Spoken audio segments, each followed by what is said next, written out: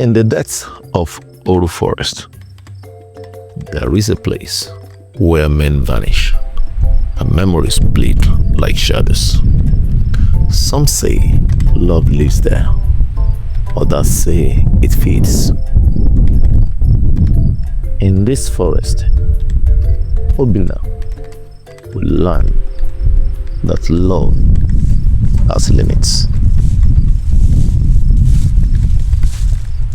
Obina, 24, soft-spoken and curious, is collecting herbs in the dense forest under the guidance of Elder DK. Obina, a gentle soul, is known in the village as a promising herbalist apprentice. Quiet, observant, and full of questions. He walks the forest daily with Elder DK, collecting roots. One evening, as the sky bleeds to red, Elder DK stops suddenly.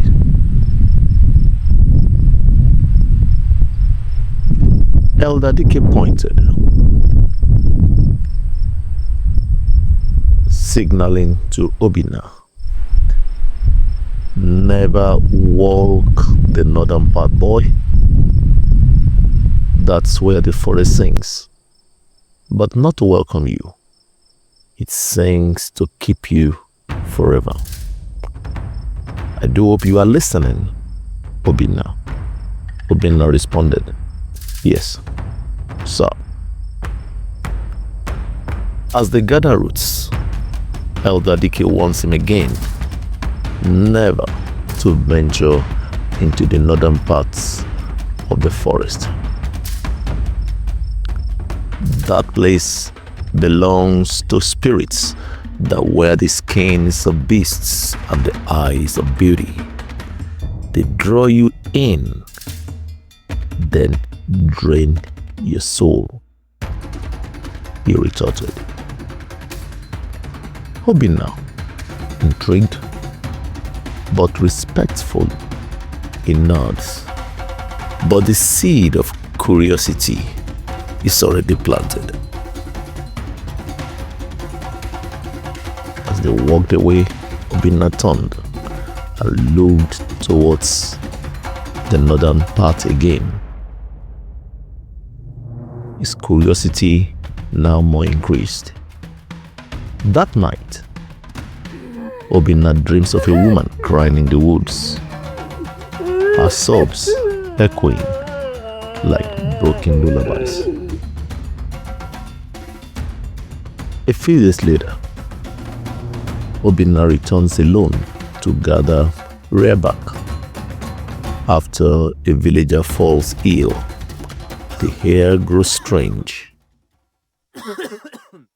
As he bends near a stream towards the northern path, he sees a white deer drinking, staring at him. The deer locks eyes with him, its antlers silvered, its eyes human. And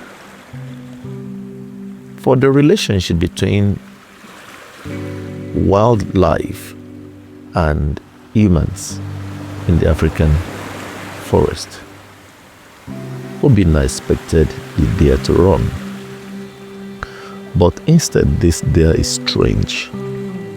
It's white and stood there looking straight at him. In a breathless moment, right before Obina's eyes, the deer rises, twists unnaturally on its two hind legs, its eyes now flaming, and its whole body engulfed in what seems to be a ball of blazing, hot, glowing, fiery whirlwind. It morphs, transforming into a breathtaking woman with eyes of moonlight and skin like river pearls. Here is a stunning woman, covered in shimmering skin like dew on marble, and bright golden pearly white shining dress. Right in front of Obina, in the middle of nowhere. Obina was mesmerized. She looks him straight in the eyes, then suddenly turns and vanishes between trees. Obina, entranced, he followed without thinking.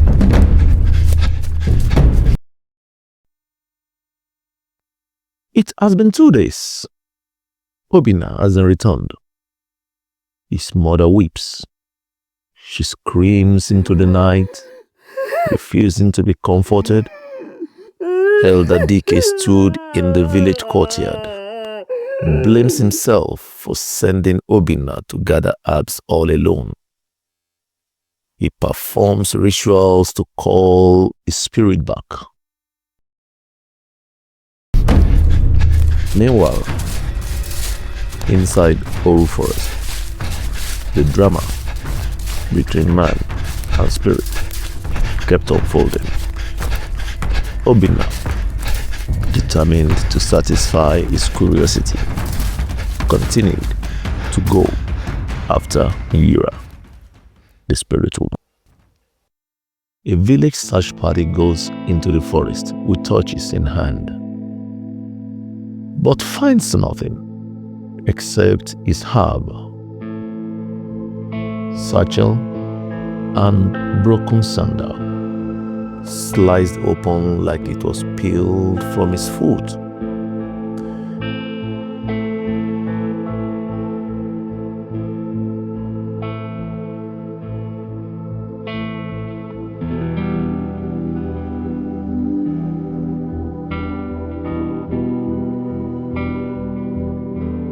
Inside Oru Forest, Obina continued to go after Yura. The forest grows darker, sounds warp. Obina chases glimpses of her until everything turns to black. The deeper he goes, the stranger the world becomes. Trees twist into faces. The hair grows thick and electric. He hears a voice, not with his ears, but inside his chest. You've seen me. Now, you must remember me. The shadow swallows him whole.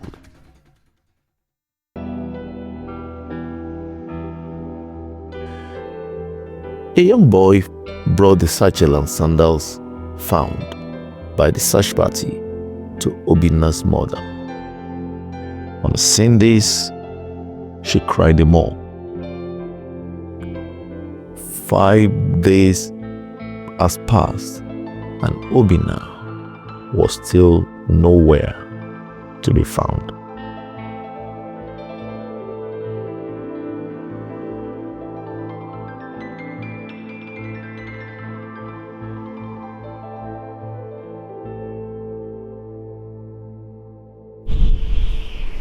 On the 5th night, Obina walks into the village barefoot, dazed, eyes hollow, yet glowing faintly. His body covered in glowing scratch marks that's red and blazing like fire, but strangely doesn't burn. He was also drenched in water, though it hasn't rained. His eyes wild and glowing like fire. A crowd gathers around him cautiously. Villagers holding lanterns and firewood, staring in disbelief and awe as he enters the village, and they follow him as he goes. He looks distant and lost in a world of his own. Someone whispered, this is not the same Obina that went into the forest a few days ago. Something has changed. As the crowd gathered, he collapsed into the hands of his mother, clutching his chest, and whispered, "She kissed me under the moon. I forgot her name."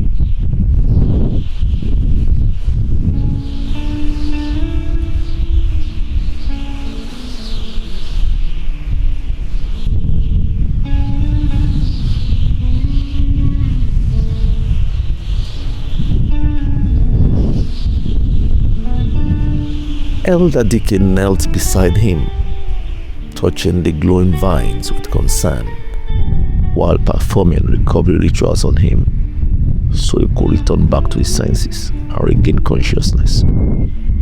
A spiritual aura surrounds Obina subtly. When he wakes, he remembers nothing beyond following the deer. Faint golden shimmer in his eyes and skin. He hums a mysterious melody, a tune that no one knows, and his body bears faint glowing marks like vines. Obina begins to change.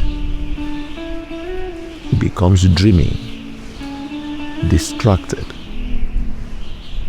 sketching the woman's face in the soil, on leaves, even in firewood ash. He starts seeing her in reflections, in water, in windows. She whispers to him in dreams. Sometimes her face appears in bowls of water beside him and disappears just as soon as it appears.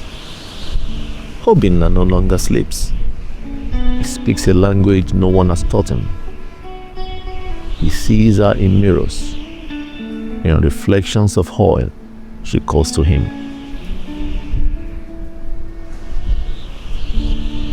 She's beautiful, she's terrifying.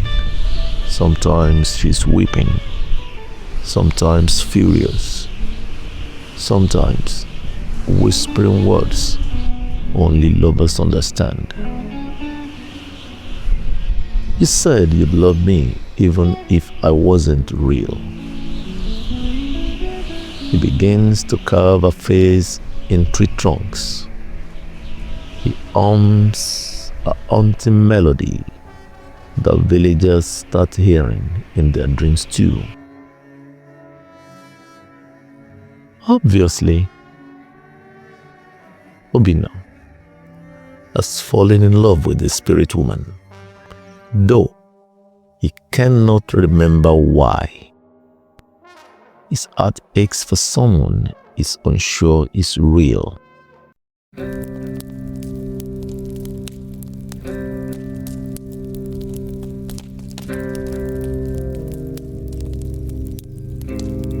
The next evening, Elder Dike sits under a massive baobab tree at dusk. Obina before him, listening with intense curiosity. A small fire flickers between them.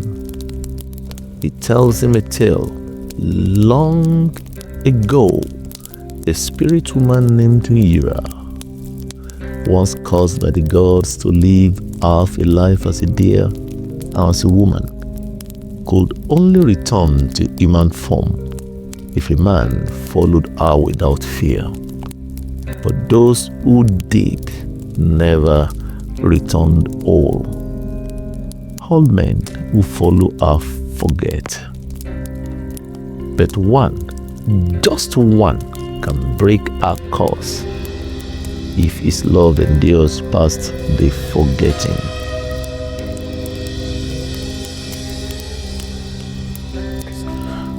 As Elder Dike tells the story, unknowingly to them, both behind the elder and Obina, ghostly images of Yura morphing from deer to human form play out in the tree shadows.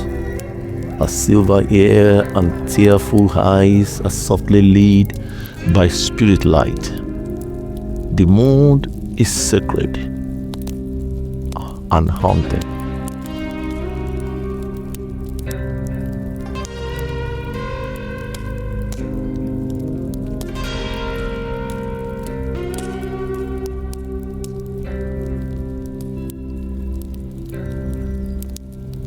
A wind gust started blowing between Obina and Elder Decay, circling them along with dried leaves in circles all around them. Elder Decay said, "You've already died once, Obina. The question is, will you die again to finish what your heart began?" Obina realized he must have broken the taboo, but his longing has grown unbearable. He loves Yura beyond reason.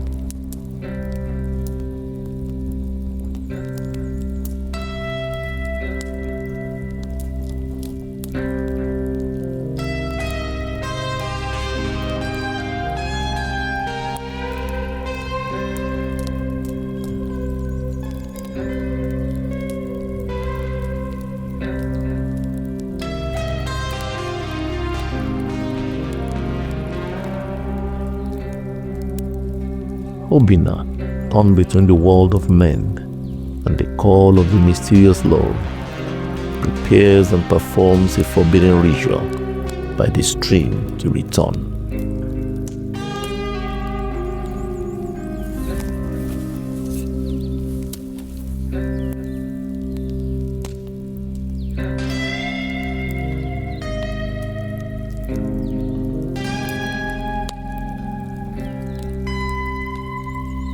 His mother pulls and pleads with him not to go. Elder Decay warns him, "Obina, even if you find her, she's not yours to keep. Spirit love demands spirit sacrifice." Obina lifts his hands to the sky, chanting a forgotten tune. The air vibrates with invisible energy. A spiritual raft, a path begins to open in the forest, across the stream where there was none before. Faint glowing figures move within the mist. Just before their eyes, thunder growls. Without clouds, he walks into the fog.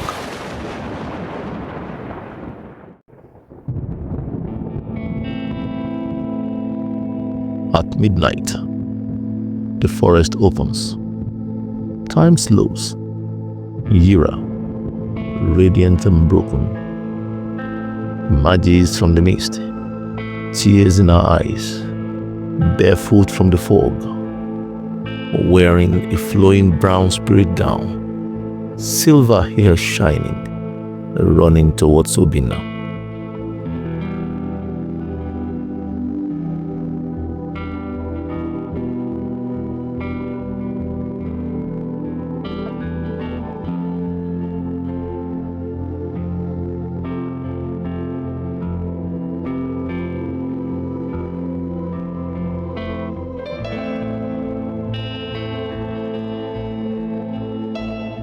Obina, arms widely stretched out, ran forward. Excitement filled the air between the trees and these two lovebirds.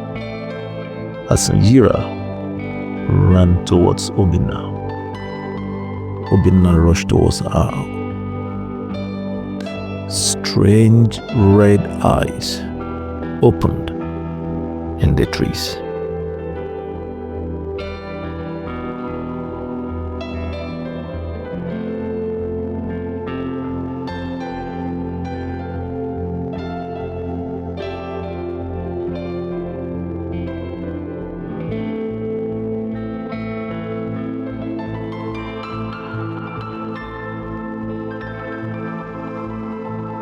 touches Obina's face.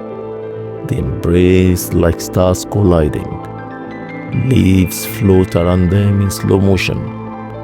A halo of light surrounds the couple.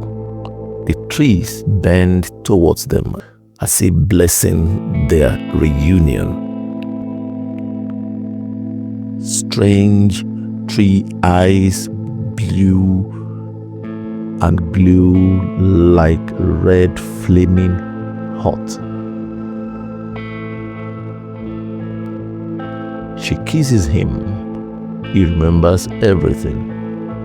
The 5 days of passion, laughter, dancing under ghost light, sleeping in a bed of feathers woven from clouds.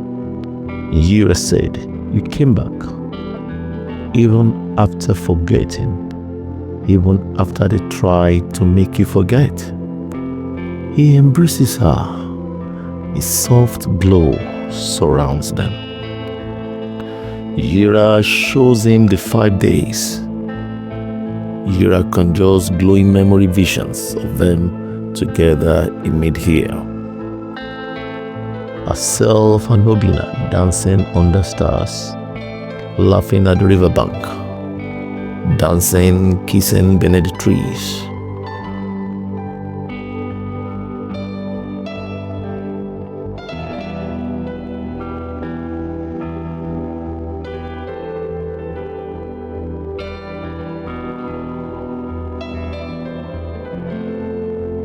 She tells him he can stay, but he must give up the world forever. "Stay," she pleads. "Let them forget you as the world once forgot me."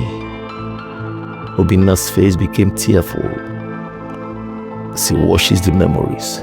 He reaches out to catch them, but he cannot touch them.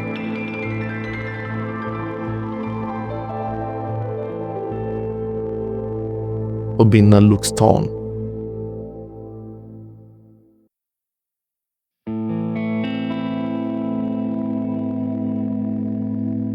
Behind him, visions of his village and mother appear. He whispers, "I love you, but I must go. I also love those who wait for me." He said, "Why must I choose between the world and the woman who makes me feel alive?" She smiles sadly, caresses his chest gently and said, as tears fall from her eyes, "Because the forest does not share. That's why you must choose between the world and myself." Obina reaches for her, but she's already dissolving into light and glowing misty dust that floats towards the stars.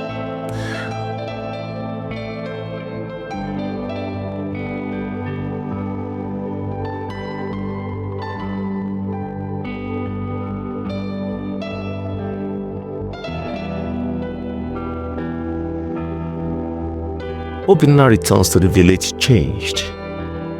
The events of the past few days have now made him look much older than his age.